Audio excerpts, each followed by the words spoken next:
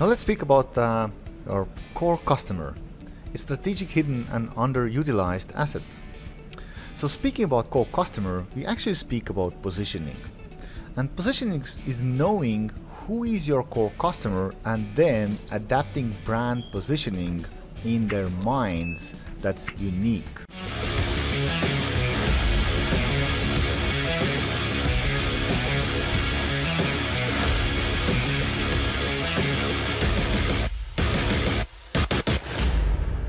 Define the person most likely to buy and get the most value for your services and products, and this is your ideal customer.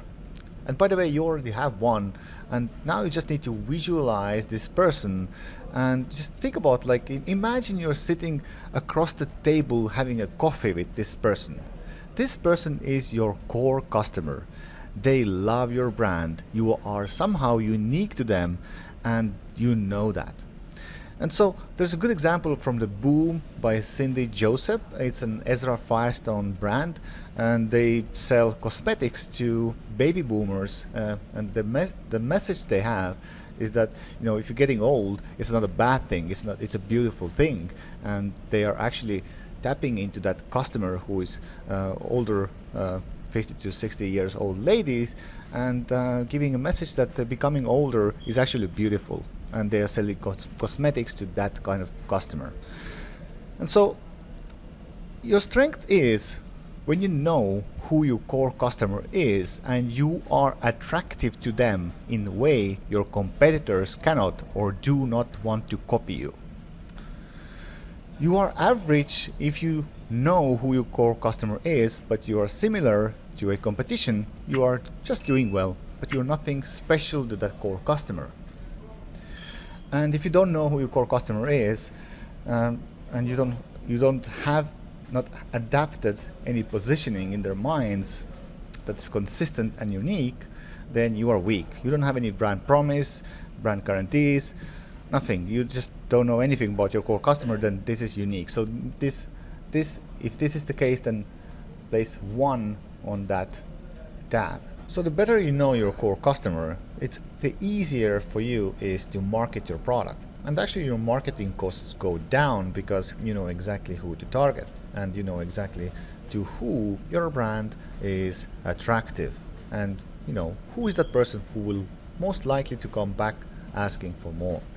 And there's for instance, Ovolo hotels that are just focusing on the digital nomads, and they're doing amazing because they know what digital nomads want, right? Or there's maybe you have urban outfitters that are selling things to the door room. It's basically people who are going to school, and so they are targeting exactly that specific customer who wants things for cheap and who are living in the door room with other students, and they're selling everything that is attractive to that specific customer. Another area of your strategy is product attributes. We don't speak about physical product, but aspects, attributes around the products or services you sell. Do you understand which of your products, aspects or attributes are unique to your core customer? And let me give you an example. For instance, Walmart, they know that most important for their customers are low prices. The second is selection across the categories, right? And you see the sales help, ambience is the least important. So they know these attributes, these things that are important for their core customer, and they are over investing into their most important attributes and under investing into the least important attributes. And this way they can be more unique and more attractive to their core customers, because you cannot invest into every attribute because it's not just possible. So you have to know what are these attributes, aspects of your services or products that are attractive to your core customer, and put more money and emphasis on these. For instance, if somebody will complain about in a Walmart that there's no sales help in this store, then it's not a bad thing, because if they will really heavily invest into the sales help, they will have less money to invest into the selection or like low pricing, right? So if you know these attributes, it will give you competitive advantage. And so do you understand which of your product's aspects are unique to your core customer, and does your core customer care about these aspects or attributes? You are strong if you know these, and you are also strong when your competitors will not resist trying to imitate your performance on these aspects. If you know these things, but they are just usual, mediocre, same as your competitors, then you are average. And if you don't know these attributes, these aspects around your products that your core customer cares about, then you are weak in this strategic area. So now we're going to talk about price. And by price, when we speak about pricing model, we speak about the basis of pricing, not the product price in general.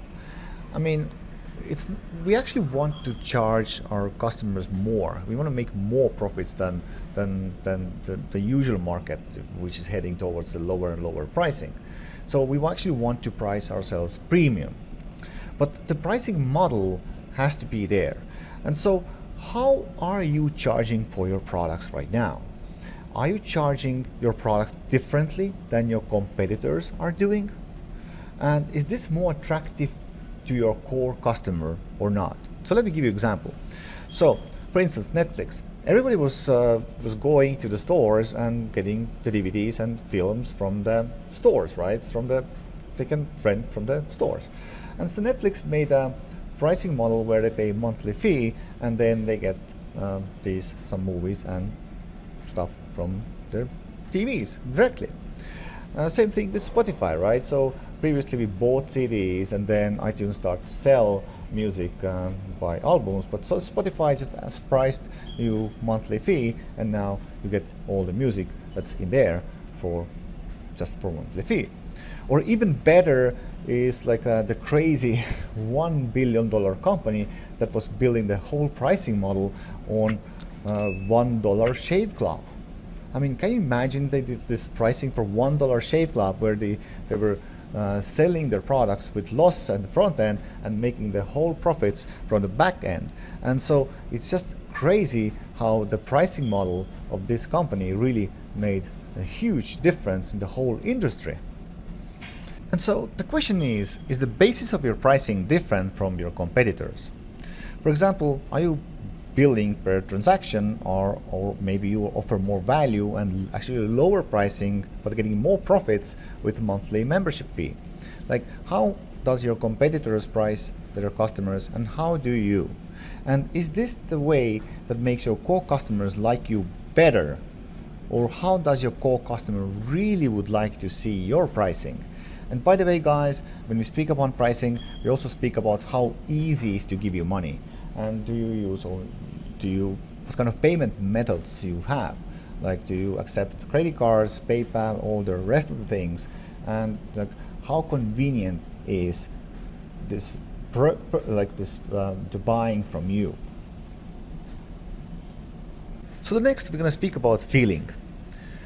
What do your buyers see, hear, feel, smell, or taste when they interact with your brand, product, or service? It's a good question, right? And companies can differentiate themselves by changing these experiences. You can be different, you can be better, you can be more unique to your core customer if you know exactly what type of experience you want to give them, right? And you can over-invest and invest less on the experience that they don't care about. And so, how do you make them feel when they are using these senses after they receive your product? Does this, what you make them feel, is giving you advantage over your competitors, or maybe disadvantage? It's a good question, right? And a good example of the company who has really invested heavily into the feeling is an Apple. Apple has made like everything about customer experience. Experience the feeling, what they receive. Already, even if you go to the store, they made these stores to control the customer experience. See, everything is neat, everything is simple, clean. elegant. And so even if you receive the Apple package, even they design the paper, the weight, the size of the package, everything is designed in a way that you will experience that premium quality, right? The high level quality. And so even the products themselves are designed in a way that they are beautiful to see, beautiful to touch, beautiful to use, right? So Apple has always put a lot of emphasis on that area. And if you have an Apple device, you know that, right? So the question is, think about your whole customer journey. First when they hear about you, see you, buy from you, touch your product first time, think about how they feel. Is that really truly unique and different in a way your core customer prefers? Because this can be your advantage or disadvantage. And so if you feel that you have an advantage, then rate yourself as high on this strategic area. And if it's the same as competition, rate yourself as an average. If you have no clue about this and you don't know, then you might have a disadvantage, and you can rate yourself as 1 on this strategic area.